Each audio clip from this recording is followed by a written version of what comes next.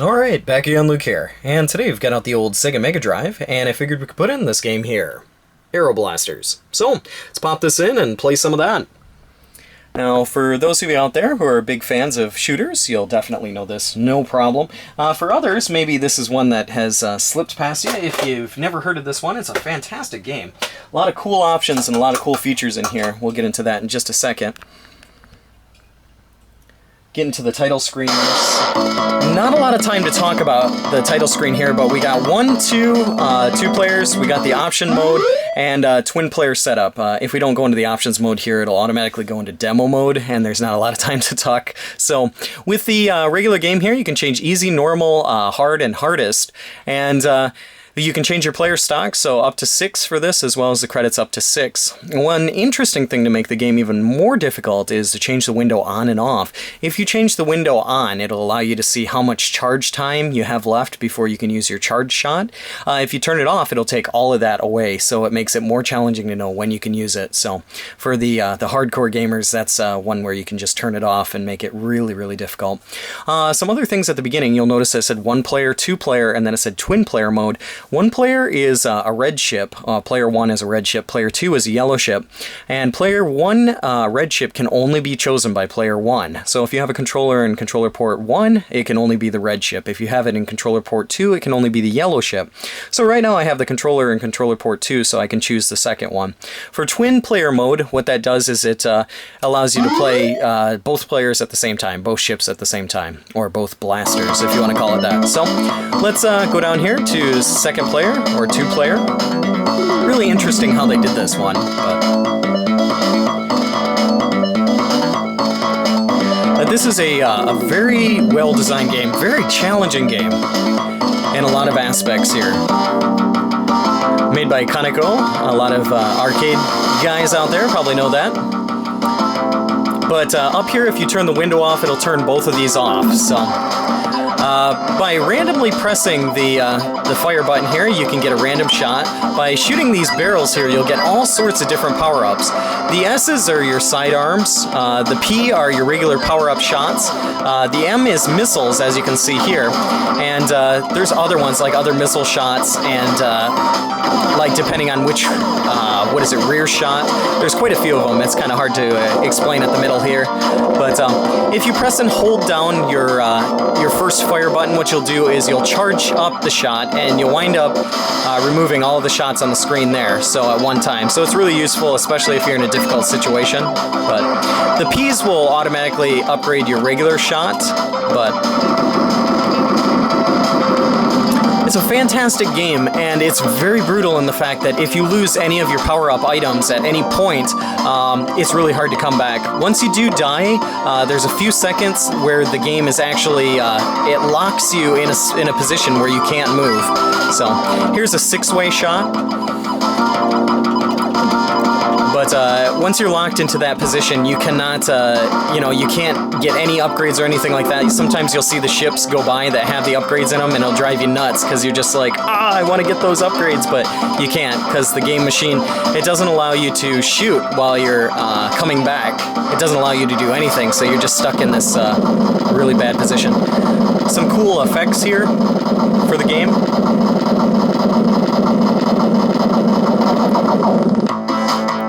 Really cool how the music changes here. So this is one really bad spot where if you do get hit and wind up dying, that it's hard to come back, or hard to make a comeback just before the boss. So you want to be as careful as possible here. And as long as you do have enough power-ups here, this boss isn't too bad. When you don't have enough power-ups, this boss is just a nightmare. So, one thing to consider here when and if you play this game for the first time, just make sure you don't lose your power-ups, or you'll be having a very challenging time, unless you like a super huge challenge. And at one point, as you can see here, the ship's still firing as it's going down. But very cool effects in this game. Very beautiful visuals and really tight controls for the game. But very challenging game. So, jumping into the next stage here. This is a stage that's got some really awesome, I think some awesome graphics to it.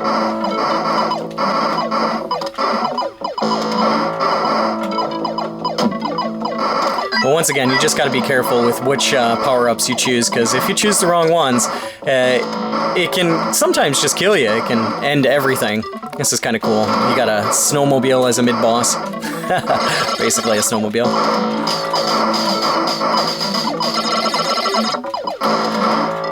Not too difficult. You just got to watch around you.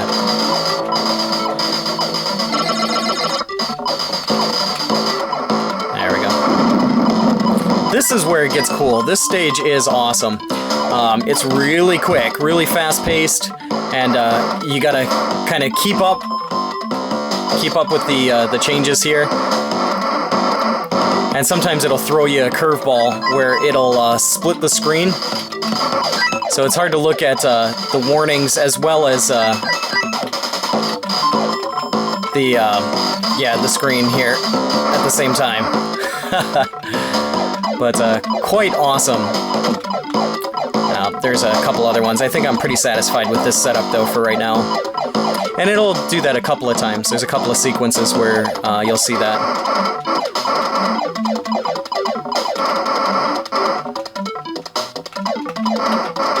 Oh, sneaky guys.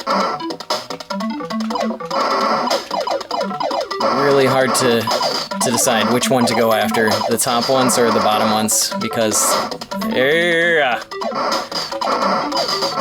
these things are evil.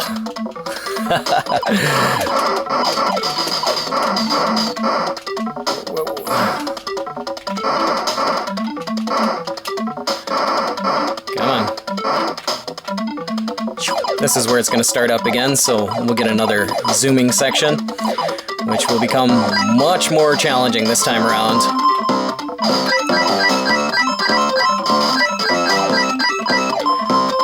This is where it splits, so you gotta be careful there. Wah! And which I wasn't.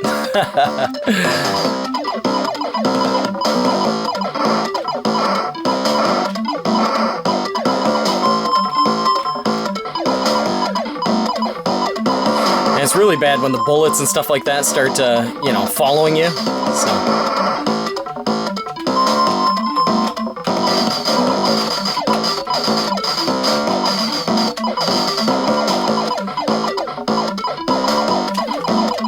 Try and get some power-ups here.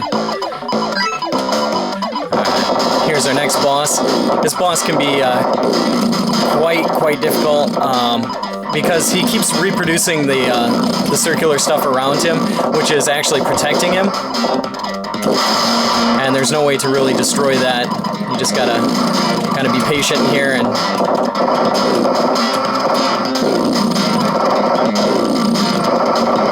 Quite evil.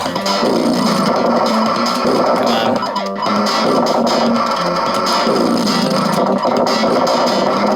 Ah! You got me there. Come on. As you can see there, wow, that was a free guy. But I don't know if you guys could notice, but the ship just would not move for a couple of seconds. So that was due to the fact, like, when you come back, you just can't move for a couple seconds. But it's a wonderful game, and I definitely recommend trying to pick it up, especially if you're looking for an awesome game for your Sega Genesis, Sega Mega Drive, and you've never heard of this one or never had a chance to play it. It's a terrific addition to any collection. But yeah, I just wanted to share a little bit of a look at what Aero Blasters looks like here for the Sega Mega Drive, and yeah, that's about all for me for right now. Like always, I'll put up another video here soon, so thanks for watching. Watching about another 8 minutes of me not ending the video.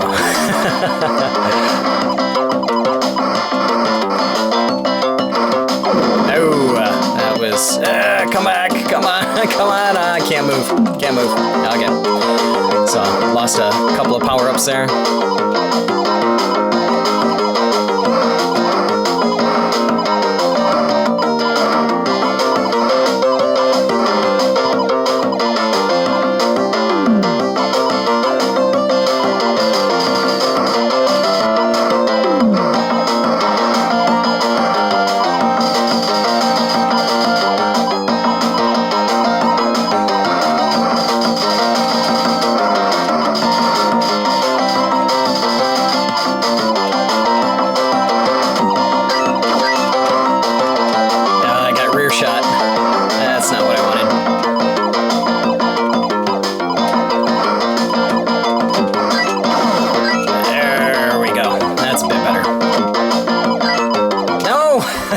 shot again.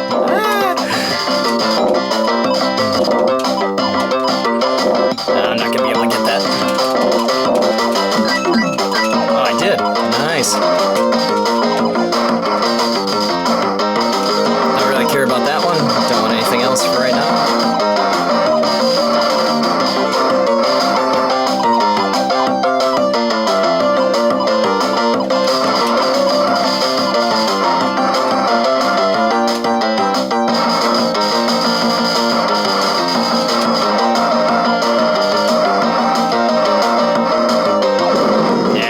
Cheap.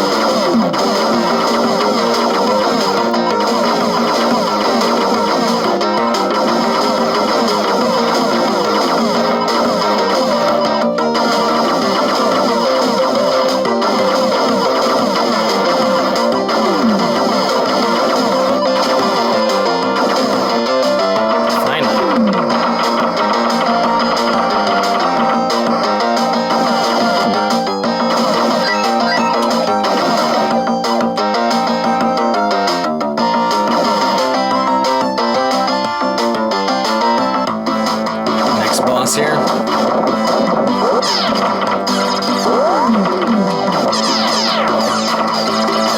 No. Come on, hurry up. Rear is not gonna help me. Come on, move!